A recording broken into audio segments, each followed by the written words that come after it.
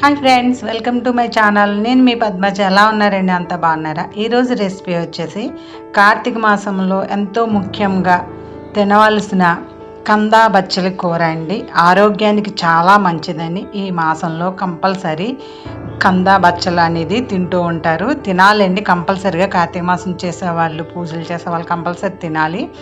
అలాగే మంచి టేస్ట్ ఉంటుంది, ఆరోగ్యానికి చాలా ఉపయోగపడుతుంది. ఇది నేను ఎలా చేశానో మీరు చూడాలంటే ముందుగా మన ఛానల్ ఎవరైనా చూస్తూ ఉంటే ప్లీజ్ సబ్స్క్రైబ్ చేసి సపోర్ట్ చేయండి ఫ్రెండ్స్.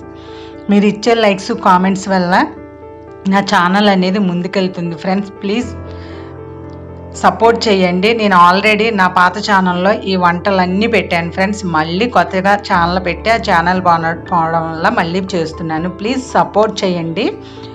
ఇప్పుడు కందా బచ్చలి కూర ఎలా చేయాలంటే చూడండి. ఇది బచ్చల కూర తెలుసు కదా, అందరికీ తెలిసే ఉంటుందండి.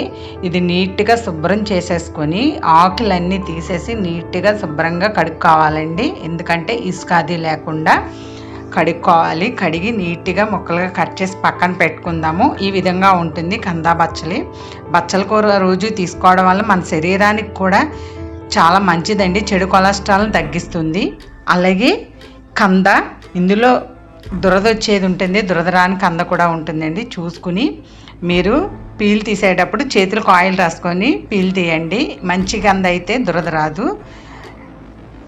ఇలా ఆకులు ఇవి తీసేసిన తర్వాత కంద పీల్ అది కూడా తీసేసిన తర్వాత చూడండి ఈ విధంగా ఉంది. మళ్ళీ ముక్కలుగా కట్ చేసుకొని, ఇది మంచి కంద అనమాట, దురద రాలేదండి. చేతులతో కట్ చేస్తే మామూలుగా ఆయిల్ అది రాసుకోకుండా. కంద అనేసరికి దురద వస్తుందని భయపడతారు. అలాగే ఒక గిన్నెలో వేసి వాటర్ పోసి స్టవ్ మీద పెట్టి ఉడకని పెట్టుకోవాలి.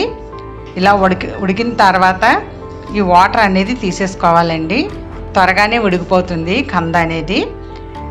ఎక్కువసేపు టైం ఏం తీసుకోదండి, ఉడికిపోయింది మనకి ఆల్రెడీ. చూడండి ఈ విధంగా అనమాట. అలానే బాగా మెత్తగా ఉన్న, అంటే కొన్ని విధాలుగా చేస్తే కొంచెం మెత్తగా ఉండొచ్చు కూర అనేది.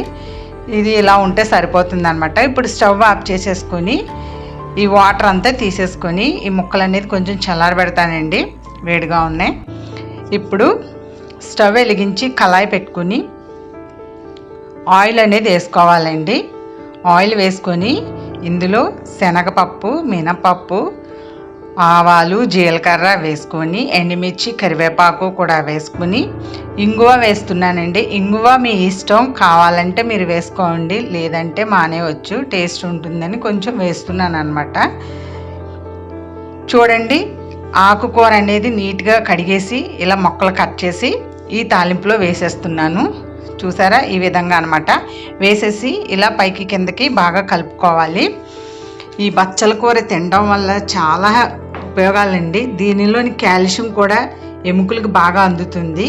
అలాగే గుండె పోటు వంటి ప్రమాదాలని కూడా తగ్గిస్తుందండి. చాలా మంచిది. ఇందులో కలిపిన తర్వాత మూత పెట్టి మీడియం ఫ్లేమ్లోనే ఉంచుకోవాలి స్టవ్ని. ఇప్పుడు చింతపండు, నిమ్మకాయ సైజ్ అంత చింతపండు తీసుకున్నానండి. తీసుకొని ఆకుకూర మగ్గింది కదండి, ఈ మగ్గిన దాంట్లో ఇప్పుడు మనం పసుపు వేద్దాము. పసుపు వేసుకొని మళ్ళీ ఒకసారి బాగా కలిపి మగ్గనివ్వాలండి. అంటే ఆకు అనేది త్వరగా మగ్గుతుంది, కానీ కాండం ఉంది చూసారా ఇందులో, అది కొంచెం మగ్గడం కోసం అన్నమాట. ఇలా మగ్గిన తర్వాత ఒక 10 సెకండ్స్ మగ్గిన తర్వాత ఇందులో చింతపండు పులుసు అనేది వేసేసుకోవాలి. వేసేసుకొని ఇలా ఆకుకూరతో చింతపండు పులుసుని ఉడకనివ్వాలి ఫ్రెండ్స్. చూడండి ఇందులోనే టేస్ట్కి తగినంత ఉప్పు కూడా వేసేసుకుందాము. వేసేసుకొని బాగా కలిపి మూత పెట్టి 1 మినిట్ ఉడికినిస్తే సరిపోతుంది హై ఫ్లేమ్లోనే. వాటర్ అంతా ఇంకిపోవడం కోసం అన్నమాట. ఇప్పుడు ఈ కంద ముక్కల్ని ఇలా పప్పు గుడకతో బాగా మెదిపేసుకోవాలి. చూడండి ఈ విధంగా అన్నమాట. చూద్దామండి ఒకసారి మూత తీసి. మనకి ఆకుకూర ఉడికిపోయింది ఆల్రెడీ, చూసారా. ఇంకా కొంచెం వాటర్గా ఉంది కదా, కొంచెం ఉడకనిస్తే సరిపోతుంది.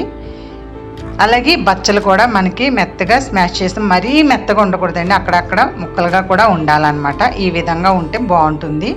అంటే పచ్చడిలా చేసుకున్న దానికి మెత్తగా ఉంటే బాగుంటుంది.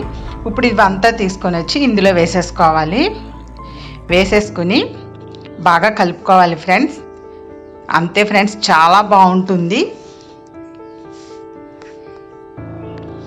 అలాగే బచ్చల కూర నరాల ఆరోగ్యానికి, మెదడు ఆరోగ్యానికి కూడా ఎంతో సహాయపడుతుంది ఫ్రెండ్స్.